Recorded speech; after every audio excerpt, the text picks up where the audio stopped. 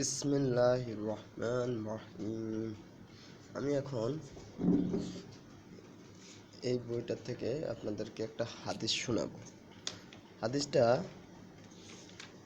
আপনারা শুনবেন মনোযোগ সহকারে। ইনশাআল্লাহ আপনাদের দুনিয়ায় ও আখিরাতের কামিয়াবি হবে।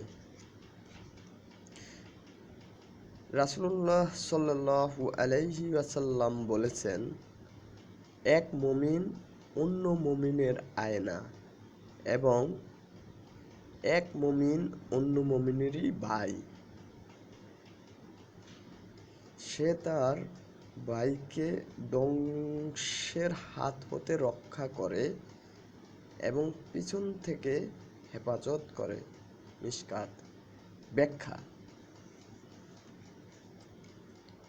এক মুমিন অপর মুমিনের জন্য আয়না, অর্থাৎ এক মুমিন অপর মুমিনের বিপদ আপদকে নিজের বিপদ আপদ বলে মনে করে।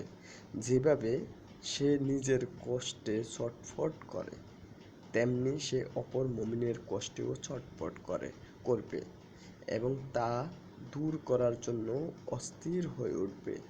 অপর এক হাদিসে বর্ণিত হয়েছে, তোমাদের এক ভাই অন্য ভাইয়ের আয়না, অতএব এক ভাই অন্য ভাইয়ের কষ্ট দেখলে তা দূরীভূত করবে।